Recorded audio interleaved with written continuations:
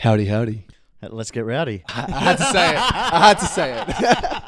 I've been thinking about it on the flight all the way over. Oh, really? How do I start this legendary podcast? I love it. Cheers, mate. Cheers, brother. Welcome to AUS.NFT's first ever podcast. Mate, thanks for having me. We really appreciate it. Yeah, really man, it's an honor being the first one. Can we just get a little bit about you? Who Yeah, you cool. are, what you do, what you love to do? Yeah, cool. So, my name's James Rowdy. I'm an NFT OG early adopter. Got into NFTs in September 2020 when I was one of 12,000 wallets on OpenSea at the time. Crazy. And then now I wear a few different hats. So I work for a company called Banksa. We are the leading fiat on and off ramp in Web3. And yeah, so it's kind of like a PayPal of Web3, which is quite cool. So I do marketing for them. And then I also help out with NFT MELB. So I'm in the NFT Melbourne crew. We run IRL events every sort of 2 weeks. Mm-hmm. And yeah, that thing is just sort of like a bit of fun on the side. And it's just blossomed into this beautiful sort of business, essentially. And yeah, it's going well. I want to dive into NFT MELB, but I also want to know about your thoughts on the onboard, offboarding ramps. Yeah. You know, how you're looking to engage retail and engage the masses, and how you're looking to make that friction a lot less intense. Yeah, and great question. So, I'm still learning a lot about fiat on and off ramps. I think a lot of people don't actually understand how important they are and the bigger role that they play. Because it's just so clunky right now, right? Yeah. Well, you're right. Our whole point at Banksa is trying to make it as frictionless as possible. And we do that by our APIs and widgets and stuff like that. You can go onto our website, banksa.com. And if you're a developer, developers would love it a lot because they can go in there, access to APIs, jump in the sandbox straight away, have a play around with it. And they're like, oh, wow, developers really love it. So I think you need them on board first, right? Yeah, 100%. People need to be able to play with it. Yeah, so that exactly. they can take it to market. Mate, it's crucial. I mean, for us to keep getting wider adoption in Web3 and keep growing, we need fiat on and off ramps. It's all good to make lots of gains with magical internet money, but how do we get that out? Once we make those gains and then go and use that in IRL. So yeah, it's really, really important. We've had a bit of a restructure recently, which is cool and exciting. And now we're just really focusing on wallets and centralized exchanges and decentralized exchanges. So the good thing for us is for a decentralized exchange, they can stay completely decentralized and still leverage off us because we've got all the fraud compliance, all the legalities sorted, so they don't have to worry about that. So we do something called KYC, Know Your Customer, and we've also introduced something called KYB, which is Know Your Business. Yeah, so we do that. It's a B2B business model. However, it's B2B2C, I in my opinion, because our consumers, end users, they are using that to obviously onboard their fiat and then turn that into a digital asset, i.e. crypto or NFT. And so you've moved from Web 2 marketing to now Web 3 marketing? Yeah, so funny story, right? So my background is predominantly sales and construction for about 14 years. Dealing likes with Metricon and Henley Boutique, like big, residential builders. So that was sort of, I've done that for ages. I've really got no marketing degrees or background. So the only marketing background I have, long story short, I got into like crypto in 2017. I bought a bunch of Bitcoin. And then after that, I was buying fiat here and there. And then obviously, we had that big spike and then it came crashing down 2017, 2018.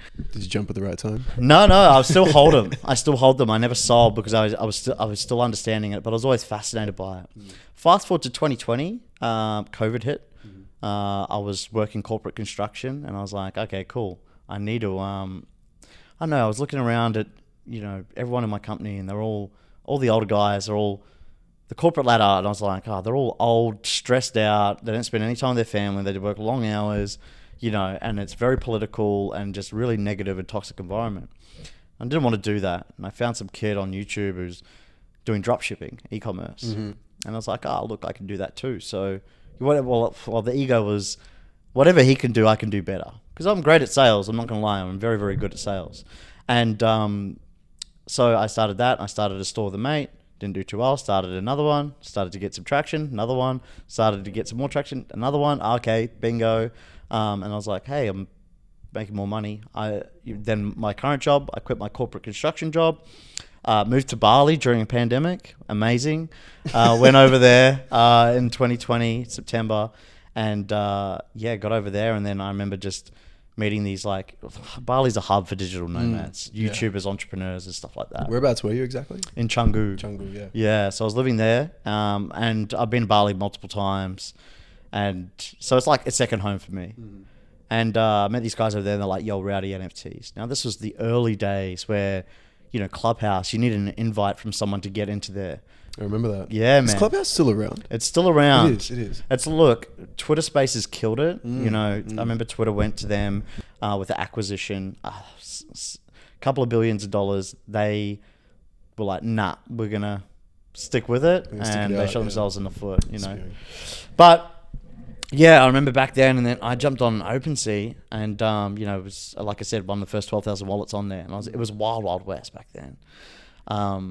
But yeah, I remember going on there, and I was like, I had that light bulb moment when I heard about NFTs, and these guys introduced me to it, and I was like, holy shit, this is gonna change the fucking world. What exactly was it about that light bulb moment that struck you? Was it the tech behind it? Was it the utility? Was it the use cases? Yeah, what was it that pretty you much knew? everything. Yeah, okay. I was like, holy shit, I remember like one of the first use cases, like, oh, you can own this. And I was like, wow. And then I was like, remember listening on this this Clubhouse space with these guys, and they were like, memberships, tickets, everything. And then that's when it sort of hit me, and I was like, holy shit. So I got real loud on social media. And I was like, I wasn't even on, like, I had Twitter account, but I was inactive. It was mainly sort of Facebook and Instagram. I was telling everyone just thought I was crazy. No one believed in me. But I was just I had that much conviction, I was like, oh, crypto and it's the future. And then I was like, I need to, move home and, go hard with this and really just dive deep. Do you feel like you've been a catalyst for some of those people in your life? Yeah, 100%. It's very, I guess, inspiring and empowering, not just to myself, but to others as well. How I've taught a lot of people about crypto and NFTs. A lot of people have been very, very profitable. I've changed a lot of people's lives, like in that aspect where teaching them how to get into it, and then they go and flip NFTs full time or go degen full time or crypto or whatever. And it's just like, it's kind of like paying it forward, I'm like, oh, that fulfills me, I'm just like, well, this is what my purpose is on this planet, to inspire others, share my journey, and just like, the world is abundant, Absolutely. Everyone can win. Yeah, absolutely. Do you see your attitude towards the space changing? I can see that you're obviously doing a lot of building. You're focusing now on frictionless solutions. Are you moving away from that sort of degen lifestyle into more how we can make this a mass adoption exercise? Yeah, I think it's kind of cool to watch it evolve since 2020, right? And seeing all the different trends and the different metas change, so rapidly. So for me, it's more, definitely kind of, I'll still have that degen inside of me somewhere, way or another. But for me, it's more about long-term sustainable, building long-term sustainable opportunities. So things like, look, the biggest gap in the market, everyone thinks that we're just going to be flipping JPEGs forever, but that's not true. You got to look at the brick and mortar businesses and the B2Bs. How do they implement it? Well, the beautiful thing about NFTs, it's completely universal and disruptive in so many different industries. Every industry, it's applicable. It's insane. Yeah, it's insane. That was my light bulb moment, where I had an NFT and I was listening to people talk about it, future thinkers. And I realized that anyone that has a social media account, anyone that has an Instagram account is going to need an NFT strategy. I think they go hand in hand. They're just as imperative as each other. And it's just going to be those first movers that, take the risks, work out the kinks, spend the money, all the rest of it, to lay the way for the rest. Yeah, I totally agree. So one thing that I'm really like, after I saw the whole, we went through the Bored Ape Yacht Club and all those other blue chip sort of stuff, I was like, back then, I was like, you got to look at the bigger picture. How does this tech involve real life businesses and brands? How does it affect the cafes and coffees and that we go to and get all the coffees, right? How does it affect the pubs that we're in? How does it affect the supermarkets, restaurants, etc., like nightclubs? That's the biggest opportunity. So exciting. I remember, so it's funny, and I posted a status in January 21. After I got into Top Shot, done quite well at Top Shot, still hold a shitload of them. And I posted this status on Facebook, and I was getting no engagement on these posts, by the way. Everyone's like, whatever, mate. And I remember posting this thing, and this is how crazy the universe works, right? And I was like, every big sporting brand's going to use NFTs in the future, right? And I listed the AFL, I listed Australian Open, Tennis Australia, tennis, I listed, and then all these others. And then, here we are, 2021, a year and a bit later, and Daniel and I and NFT MELB, we've been, working with the AFL on their mint, helping them out with some promotional stuff and marketing and stuff. Amazing. Which is quite cool. And it's kind of like that pinch me moment, It's like, here I am, I predicted this back in 21. Everyone thought I was full of shit. And I could just see the bigger picture. And I was like, wow, and then it's quite cool. That's amazing. Yeah, it's quite cool. And then obviously Australian Open, they executed a really great NFT project, a metaverse project. They did. I love that. Yeah. With the coordinates of the winning shots. Yeah, mate. Such an immersive experience. So cool. They pulled it off. Yeah, it was insane how great they executed that. It was really well done. Yeah. Interesting. So a lot of the talk is be careful of the language that you're using when you're explaining NFTs to retail. How would you explain an NFT to your grandmother?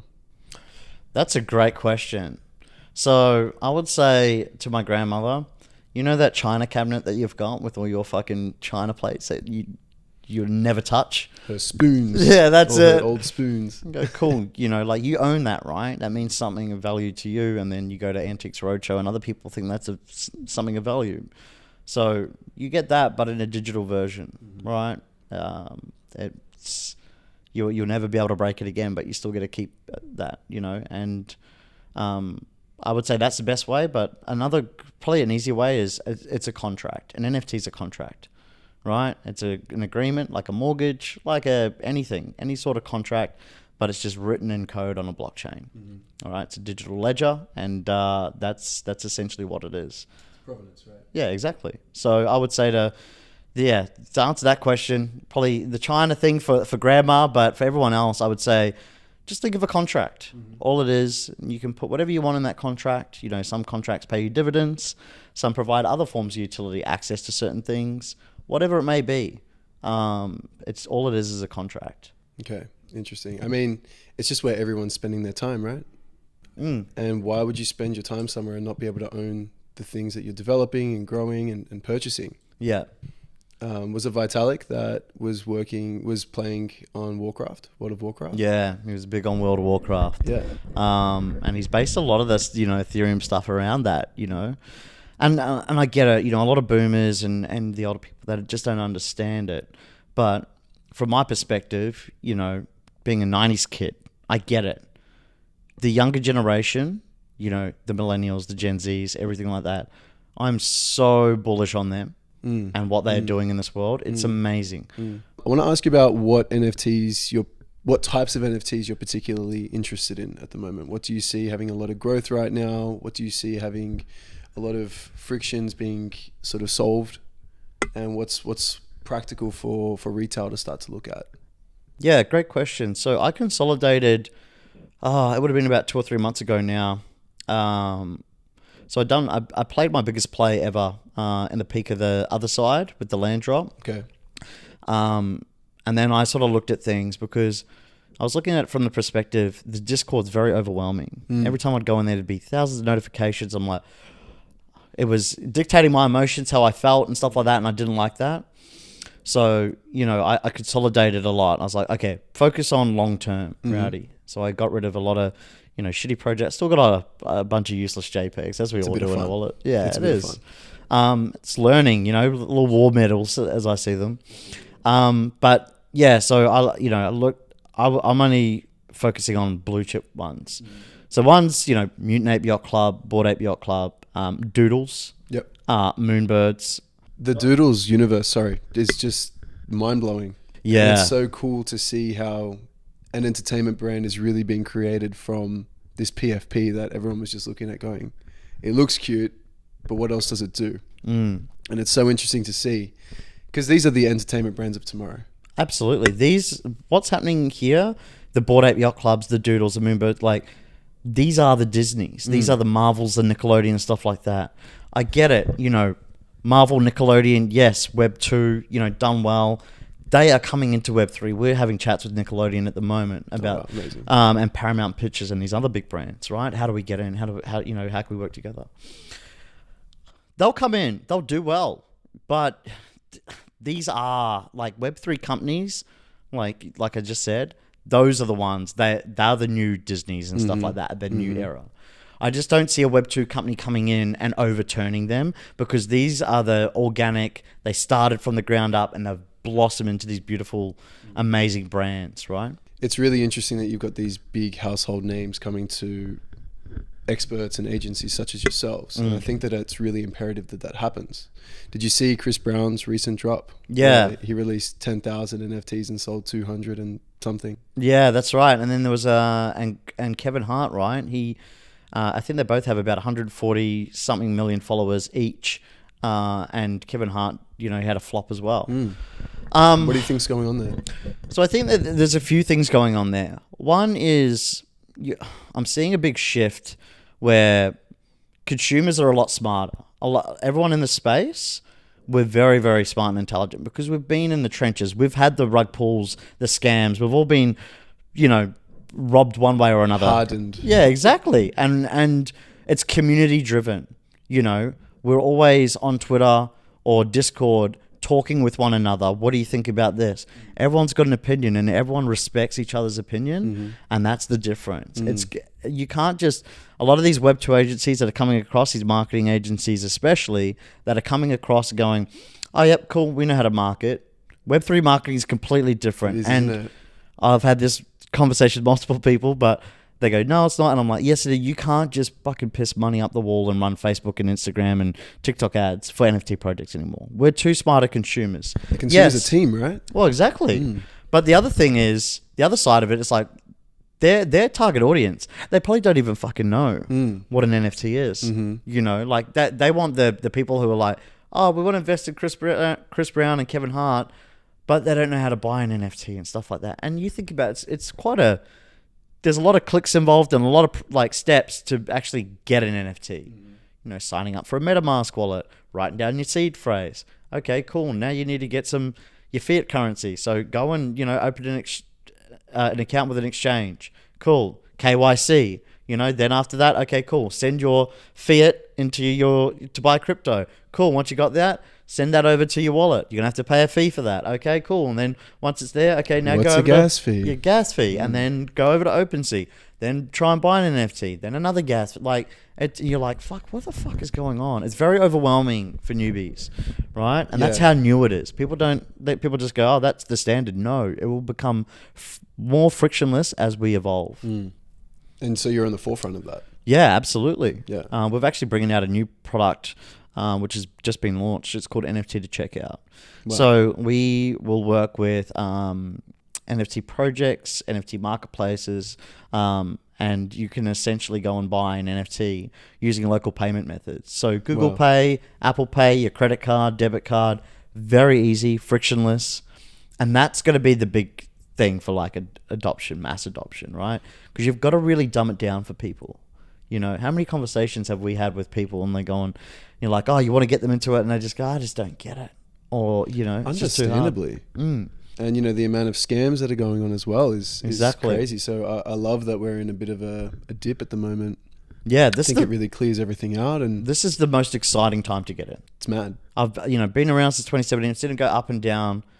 Now I'm just like I'm busier than ever, more productive, and it's kind of good because the people who weren't really meant to, they were temporary people. They were in for a minute.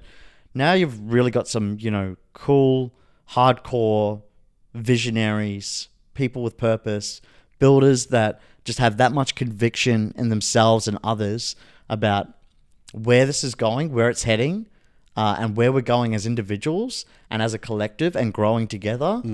Man, it's beautiful to see, everyone coming around supporting each other in this sort of current climate. Yeah, you can't beat that. Like, I try to say to people, I'm like, you can't really explain what Web3 is to them, because you and I have had discussions and with ourselves and others, and it's just like that passion, that fire. That's what's going to get you through. Like I say to everyone, everyone's like, "Oh, crypto's taking a dip," and I'm like, "Good, Let it. It's exciting." Yeah. You know why? Because I'm not worried about today. I'm worried about 3-5 years from now. Imagine the conversation you and I are going to be having in 3 years. Oh man, I can't wait. Hey, Rowdy, remember when we first, filmed that first podcast? We met, and and we done this and built this, and then here we are 3 years later. Look what we've built. Look where we're at, and and we can reflect back and go, you know what? We went against the grain. Everyone told us to, hey, quit, get out, like it's a scam. Hearing all these buzzwords that the mainstream media hates us, and we're like, nah. We could see the vision. We know what's happening. It's powerful. Absolutely. So you've got a lot of VC capital now coming into the space, which is really interesting because it's pretty not typical of a bear market. What are your thoughts on that? Are they speculating? Are they seeing an opportunity to jump in and get there and just try things out, start testing the markets? Yeah, so that's another great question. So, look, the VCs are smart. That's why they're VCs, right? They are visionaries themselves. They love investing in innovation, and I think it's a good thing. That powers mainstream adoption. Whether it be the big banks, the JP Morgans and whoever else, or just the smaller ones, they all play a crucial role because they all support, those startups, those people with the amazing ideas that want to go and build something and do something great and just don't have that financial backing. So I think they're really, really important. I know a lot of them are scared now. There's a lot of money's flown out. A lot of people got damaged and hurt. I get it, but you can only learn and grow from there. We've actually got a VC extension of our business at Banksa. It's called Apollo Capital. Okay. And it's the best performing Web3 VC fund in Australia. Wow. Yeah, they won a couple of other awards, but they do some really, really cool stuff. Yeah, very, very cool. So, we're it's cool to be surrounded people like that, and then also in our building, which you'll see tomorrow. So the whole building is Web3, right? So you've got us. You've got below us, you'll have Zedrun, Perion, Upside DAO, and then you have Caleb and Brown on the 2 floors above us. And then there's talks about other companies like Crypto.com or FTX potentially taking the top floor. Wow. So we're all Web3. What a playground. Yeah, it's a playground. Yeah. So very, very cool. And Upside DAO is quite cool, which you'll learn more about tomorrow. But they're essentially like an incubator for startups, right? Oh, dope. Yeah. Okay, So people cool. can come and work in there, like a co-working space kind of thing. But you're surrounded by the Zedruns, the Perions. Incredible. And then us and Apollo Capital, and all these other people in the building. So just the support network there, it's huge. But back to your question. Yeah, I think there's definitely a need with VCs. I think the next 12 months will be sort of a bit of a reset, and then as it starts to kick off the next bull run, hopefully, we will see money come back in and the VCs. But the VCs, the smart ones that are investing now, thinking long 12, 24 months from now, they'll do very, very well if they invest in the right project. The right projects, absolutely. We're talking with a lot of local artists, mostly in the Sydney area. Yep. And it's an interesting conversation that we're having with them. What is your advice to artists or businesses that are curious about the space, but obviously a little bit skeptical? Yeah, that's. I think what I would say is, I mean, from an artist perspective, it makes sense. Artists have been robbed for years. They have a lot of, like, it's very tough to be an artist unless you crack it and become amazing at what you do, and then you're sorted. But it's kind of like being a rapper, right? Mm-hmm. It's like the 1 in a million opportunity. Absolutely. So I think from an artist perspective, it makes sense. Like, you need to learn about this. Okay, you can commercialize your IP, huge upside potential there. 2, all your supporters, your friends, your family, your community now has a chance to support you, right? And this is the best thing about NFTs. It gives power to the creators, the artists, all these cool people, and it allows them to express themselves and get rewarded for it. Mm-hmm. The cool thing is with an NFT, if they go and paint a painting and then do an NFT for it, they could sell the NFT and the painting essentially for the first drop. And then that person who gets it might sell the NFT, for a profit. Cool. Kudos to them. But then, a royalty fee, 10, 20%, whatever it may be, which is written into the smart contract of the NFT, goes back to that artist. Automatically. Straight into their wallet. You don't have to do anything, right? There's no, waiting for Larry to pay Jane and go from there. No. That gets, the smart contract works that out. Cool. That's going straight to, this person over there. So, yeah, if you're an artist and you haven't looked into that, you should, because it's crazy. I mean, I've seen a lot of artists come into the space, and they're not just looking on one, and like they'll have their own Genesis drop, which is their own collection, but then they can go and work on another NFT project or for another company and go and do some artwork for them and stuff like that. I think the cool thing about NFTs is it's very culture driven, right? So you've got the best of everything. You've got artists that are, painting, drawing, whatever it may be, 3D artists. Then you've also got vocal artists, i.e. artists, like singers, rappers, songwriters, whatever. Then you've also got, this degen culture, the guys that love flipping. And everyone, gives them a bad rap, but they actually help the liquidity move along. They play a vital role. So you've got them, and then you've also got, the VCs, then you've got the builders and the founders. Like, it's very cultural what's going on here. Myself and the NFT MELB Crew, what essentially that, we believe that we're doing is cultivating the culture, right? Throwing these events, everyone just thinks we're throwing a party. No, it's more than that, right? We've got a room of, artists, founders, builders, developers, degens, everyone in the space. And they're all coming together and collaborating in one way or another and complementing each other one way or another. Man, you'll experience it tomorrow, but the atmosphere is just something else. The community that we've got is so engaged, and it's kind of like you find your people, We have people coming up to us in events, crying and really, just so happy that they've finally found them people, and just like, oh my God, it's such a positive experience. Our community is we would be nothing without them. Each one of them is beautiful as an individual, but even more beautiful as a collective. And as a community, they all come together and share a common vision. And it's kind of cool when we throw these events and people meet for the first time, and it's kind of a bit like blind dating. You've got your own online aliases, right?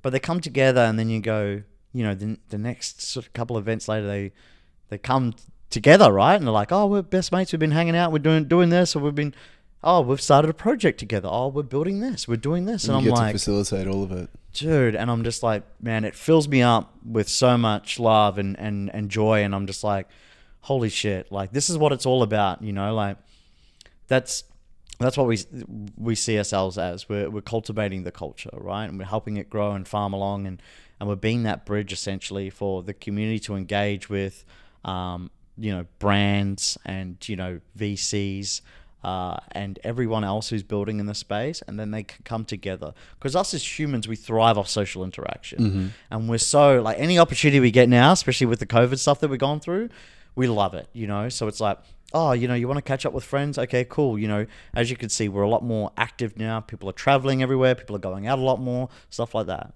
And I think it's just being more present and not taking it for granted, right? And going, cool, I want to spend as much time and give as much attention to as many people as possible. It's amazing.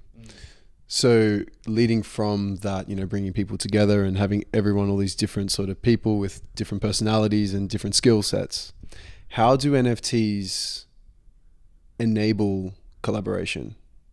Yeah, that's so multifaceted, right? Because you've got if you want to start an NFT project, so an NFT, usually at the moment, there's some sort of art connected to it at the front of it, right? So that would be an artist, for an artist to create some art. You might have some people behind it who go, hey, we've got this great idea where we want to launch a project, but all the money that we make is going to go into a DAO or something like that. So straight away, you need an artist for that. You need an entrepreneur or preneurs with the vision. Then you also need developers to come on board for that. You might need someone in marketing to come and get involved with that and sales. You're essentially starting a small business, aren't you? And that's what they are.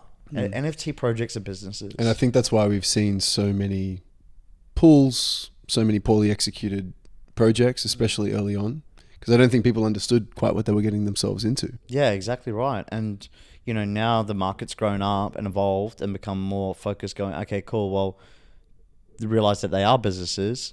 And, you know, now they want to see docs teams and find out, hey, well, what did you do in Web 2 that was significant that, you know, I know that there's going to be an ROI there in one way or another, or you know what you're doing and can run a business, right? And we've seen a lot of great projects, you know, come out of this, you know, especially in Australia, you know, things like Psychedelics Anonymous, the MetaKey, really notable projects, and have done extremely, extremely well. So it's good to see that. And yeah, I think it's, in terms of collaboration, I mean, that's what Web3 is. It's a collaboration. It's everyone just coming together and working together in one way or another to help each other. It's the epitome of being a human being, as I see it. It's crazy because you've got this, you know, such a highly technically advanced technology, yet you're bringing out the most human side of people. And that's what fires me up. Because if you look deeper, right, and this is what I say to everyone, I'm like, the highest thing for me as being a human is serving another person, right? You helping another person. You don't know how much like upside that has, like in terms of ROI or just investment, you know, like in yourself and life and everyone around you. It's crazy. And watching like a lot of people don't get this. You know, waking up every morning, we wake up every morning, we jump on Twitter, we say GM, good morning. People don't understand how fucking powerful that is. Straight away, subconsciously, you've set the tone for the day. Today's going to be a good morning. What is being successful? Being successful is waking up in a fucking good mood every fucking day. 100%. Like, that is success. Not about what car you drive. Like, okay, cool, the luxuries, this and that. But it's about that. It's setting the tone. And then it's all helping each other. Everyone majority of people that I've seen in this space, they all want to help each other in one way or another. You know, it's fascinating to see. I was not expecting it at all. And then when I sort of saw it, you know, because coming from Web 2 or, you know, just traditional business, it's not really the mindset that you go in with. No, it's not. It's not what they teach you at university. Exactly. You know? And so coming in, I was a bit shocked. And then I sort of thought, okay, is it real? And then I get to meet people like you, and I get to go to these events, and I can't wait for tomorrow, but it's actually the baseline, and it's very interesting to see, and it's very exciting. It's sometimes you have to sort of almost pinch yourself a little bit and go, hang on, no, this is actually the attitude, and it's a lot more relaxing and it's a lot more exciting to get involved and just build. And let's just touch base on that. So for everyone in the audience, right, I met you a couple of days ago? Yeah, it was Friday last week we had a chat, We met on Twitter, reached out to one another. Hey, let's jump on a call. Had a really amazing chat. You guys actually made my Friday last week. You don't know how much, because I have a lot of calls with a lot of people, right? And I get chilled and I get all of it. The fact that you guys got it, when you said in the first like 5 minutes, you go, Rowdy, we just want to provide as much value to people. I was like, you fucking get it. That's all you were doing, is providing value to people. And then, we had a great chat and I was like, fuck, I told everyone, I was like, hey, you got to come down to this event. And, here you are, a week later. It was a bit frantic. We mixed a couple of dates up, but exactly. we got there. Here we are in my living room doing a podcast, having a wine. And that's the power of it. It's just like, you wouldn't get this in Web2. Everyone's like, oh, what does he want? What's his ulterior motive? No. Like, I just want you to win. I want to introduce you to all of my friends because you're a good person, you understand it, and you got a lot of value and knowledge to give to the world. Like, everyone wins. Why would I want to not share that with everyone? Why would you want to inhibit that? Exactly. So it's like, I want to, provide and connect everyone as much as possible. What I'm doing in this space, I'm creating ripples, and I'm telling you, like, they're starting to become waves. I'm connecting the dots. These people need to meet. This needs to happen. This needs to happen. Throw the party. Yeah, and I just know that, like, for me, I'm like, holy shit, I've connected this person. Now they're doing this, and then it's just like I'm creating these ripples, and then now they're turning into waves, and this is going to help mainstream adoption. But we need everyone like yourselves, and everyone else in the space to come together and work together because, mate, it's the epitome of being a good human fucking being. Absolutely. Like, we achieve so much more together when everyone shares a vision. There's too much work to do. There's so much work to do. There's too much work to do to try and do it yourself. Yeah, man. Every day I am high as fuck on life, but mainly because of bits of data, people I connect with and stuff like this, and it's just like it fires me to fuck up. So I don't have time to feel sad, or sit there. I'm just like, fuck, yeah, I could plug into people and like, all right, cool, or jump on a call with someone, and I'm just like, oh, I met this beautiful person today. It's funny that talking about, meeting people, I set this goal of mine probably about, I think this is the 3rd week it's in, to meet 10 new people a day. I was like, Jesus. Yeah, so, and it doesn't always have to be a phone call or anything like that. I prefer that, like a Google Meet or a Zoom or whatever, or in person, preferably. But just connecting with someone online, and just going, hey, what do you do? Like, what's your story? What's your why? Wow. What's your purpose? How do you have time for that? I make time. Wow. Because the way I looked at it, I was like, I'm meeting a lot of people and it's having huge, ripple effects. All positive. And I was like, okay, cool. I'd done the maths and I was like, okay, well, 10 people a day, that's 3,500 people a year. Imagine the waves that come off that. Imagine the festival at the end of the year. Yeah, well, exactly. Right? So it's just like, I'm like, okay, cool. And this is the way to fast track it. As you know, this space moves very, very quickly. It's always changing, and it's cool because it's challenging us as individuals to, okay, cool, you've got to learn, adapt, and grow. And that's what happened with COVID, right? We got to learn. We got put in a shit situation. Okay, games has changed, but we all adapted and we grew from that. Now look at us. We're very, what's the word? Fuck, I've had a mind blank. Adaptive? No. Anyways. It's amazing to see how the human mind has the ability to change and adapt to its environment. Exactly. So rapidly. And, yeah. COVID was a huge example. And then being in this space and seeing it move quickly you saw the first movers, you're like, holy fuck. Like, I had it on my to-do list to look at it. Now you've got a project. It's crazy. Yeah, mate. It's amazing.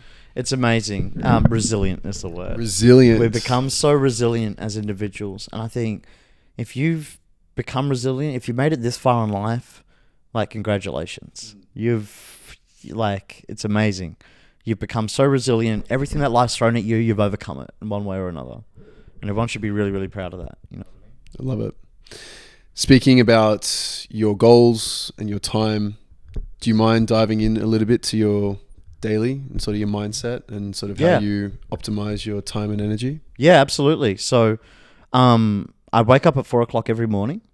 And then what I do straight away is I read a book for an hour. So you can see all those books down there. The way I look at books is they're expansion packs. Did you like Sell Like Crazy? Yeah, I did like Sell Like Crazy. I think every one of those books I've liked. I'm reading the 4 Agreements at the moment. Peter actually got me onto that probably 3 or 4 years ago. Yeah. Yeah. My favorite book of all time is The Almanac by Naval Ravikant. He is just ridiculous. Yeah. He's incredible. Wow. Yeah. Man, I would highly suggest everyone reads that book. But yeah, I wake up and I read a book for an hour, right? And there's a few like, because when you wake up, you're a blank canvas. Most people wake up, jump on their phone straight away.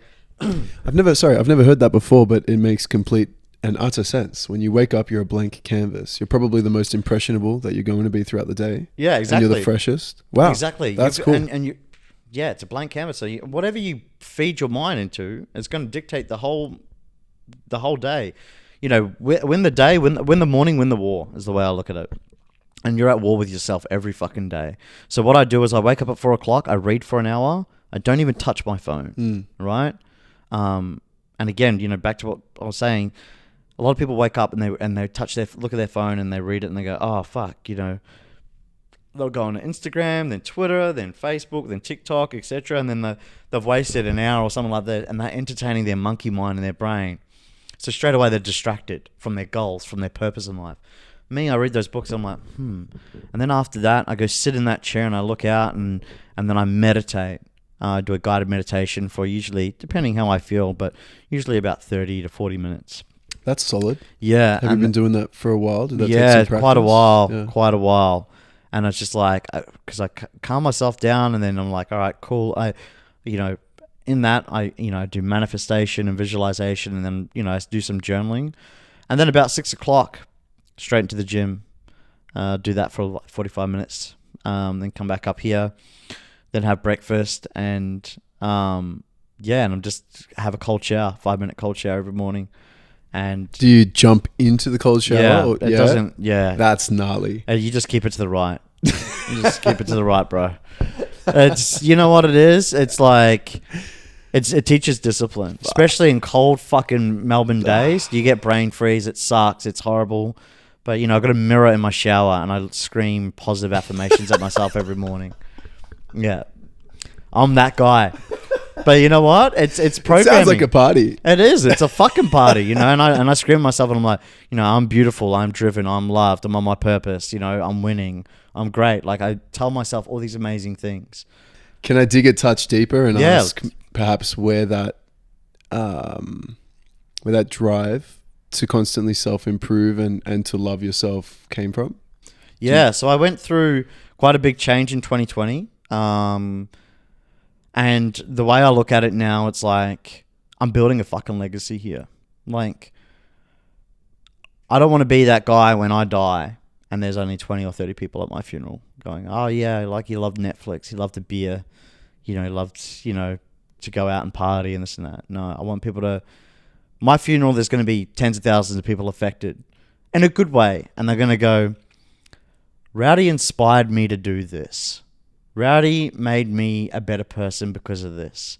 Rowdy made my life more full of love and pushed me in the right direction. And again, goes back to creating those ripples and waves. That's the purpose for me, and that's the biggest fear at the same time. So it's like, okay, cool. Tomorrow could be my last day, but so it's like, okay, cool. I know that, there's some legacy there. But my work's not done. I know deep down that I'm living to 100. Like I know it. And the way I look, I'm 32 years old now. The way I look at life is I'm 32% complete.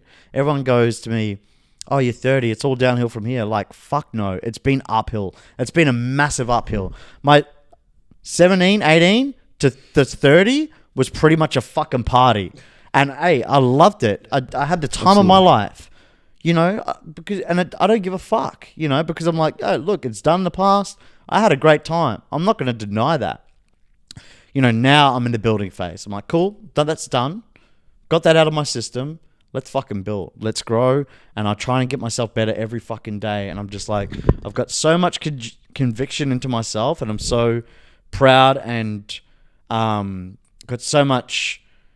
Yeah, I just know that what I'm doing here in life, it's going to be so impactful to a lot of people's lives. I get people messaging me going, hey, I love the content that you post. It's inspired me to do X, Y, Z. Then they go and benefit their lives. Do you know how much that makes you feel? Like, that is probably the best feeling you can have in the world, is impacting someone else's life positively, and just them going, hey, Rowdy, by the way, I wanted to tell you, you know, I've done X, Y, Z, and, you know, I'm the happiest and the best version of myself. And it's all because, you know, you posted that content, or you told me to do this, and I took your advice and I've done that. Like, that's what I'm living for. It's amazing that Web3 has sort of brought you into that realm. It's a similar experience that I've had, sort of jumping between different roles and different industries, and sort of trying to find what I'm interested in doing long term. And as soon as I came across NFTs, I just felt like this is something that encompasses all of my interest points, whether I have a degree in marketing or not.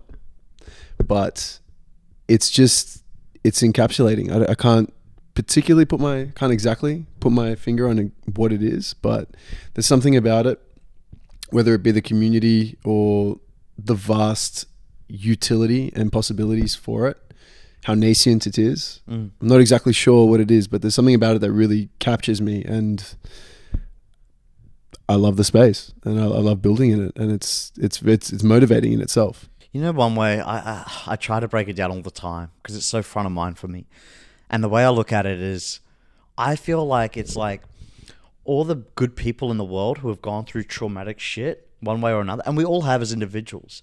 But the good, beautiful people, because that's all I've pretty much met in this space, as beautiful, genuine, amazing people. It's kind of like the universe has all brought us together for one common cause, and that's NFTs. And everyone's like, oh, what? You know, like, no, it's more than that. It's more than a smart contract. It's community. Like, when you're in this space and you actually realize, hey, like, why does this person want to help me all the time? Why is this person always reaching out, checking out how my mental health is? You know, like, well, that's what we should be fucking doing as a human being. You know what I mean? But it's just not usual. It's not usual. Yeah. And that's what I love about it. I can be myself. I can message people, hey, man, how are you? How's your mental health?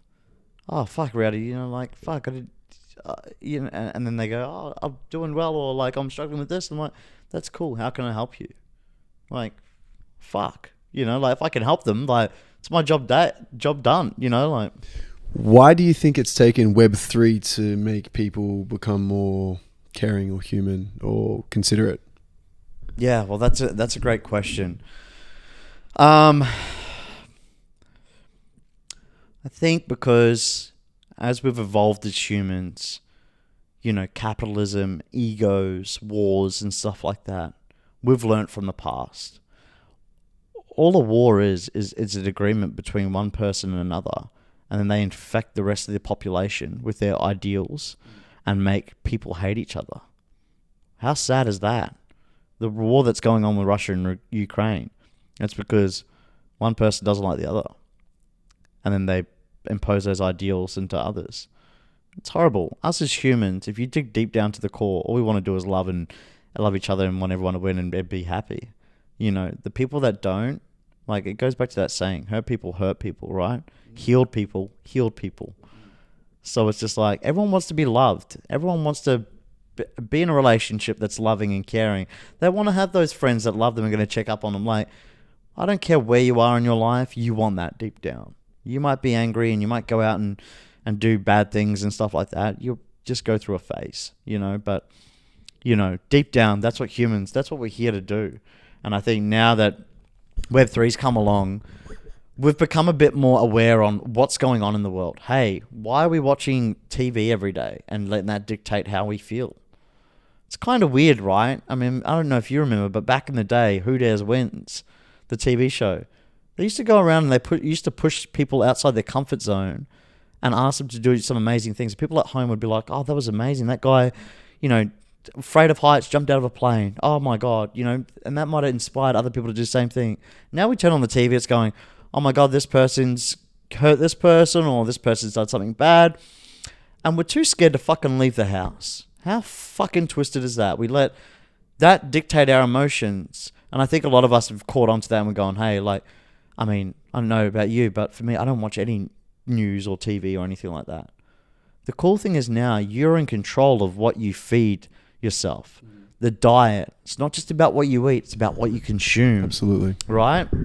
So, you know, for me, I'm very stringent on my diet. Okay, cool. Who I follow, you know, if there's something that I don't like. Sorry, I just love that you said I'm very stringent on my diet, who I follow. Yeah. I think that's really important for people to realize. Yeah, absolutely. I just want to ask if you have any sort of Aussie projects on your radar that everyone should be keeping a lookout for. Yeah, look, I like Psychedelics Anonymous, Vulture and what he's doing there, and the crew there. We met them when they came here. Very, very cool. Where are they based? Vulture, I think, is in Sydney. Oh, cool. Okay. Yeah.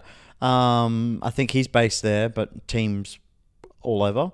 Yeah, that's what they're doing there is quite cool. Medikey, obviously Maddie and the crew there, they're doing quite well. The other main ones that come top of mind, that I'm thinking of. So I mean, it's so early in Australia. There's some really, really great projects coming out, and there's some great things being born. Not just NFT projects, but Web3 projects in general. You know, there's one I've got friends. They've got a company, Fusion XYZ. It's a software company, a Web3 software company. They're creating something called Portal Gun. You heard it here first. Check out Portal Gun. I'm telling you right now. It's going to be a huge disruptor in the space. Okay. Yeah, there's a guy there, Damian and George, the two co-founders with another couple of guys, and good friends of mine. And just what they're doing, the projection they're on, the journey they're on, it's beautiful. And it's good to see, you know, they've found out real problems in this space and provided real great solutions. Can you talk to a little bit about the concepts behind that? Yeah, so, I mean, it'd be better for them to do it, but you can follow them on Twitter, FusionXYZ.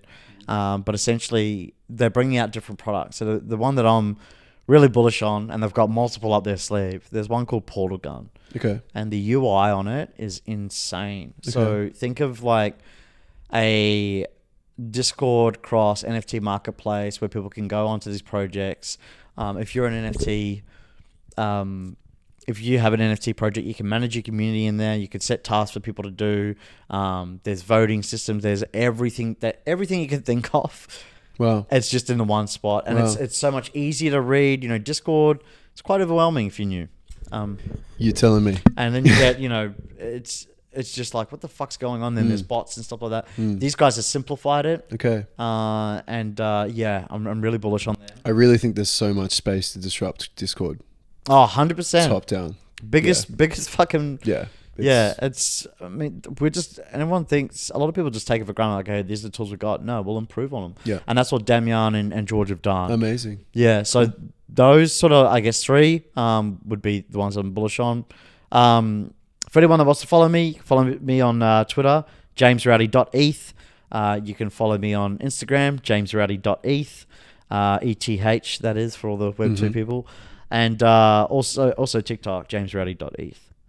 Those are the sort of main ones that I'm most active on, especially Twitter. Amazing. Thank you so much for your time. Pleasure, brother. Thank you. Really appreciate the wisdom, and we'll have you back on soon. Love it. Thanks, brother. Cheers, mate. See ya.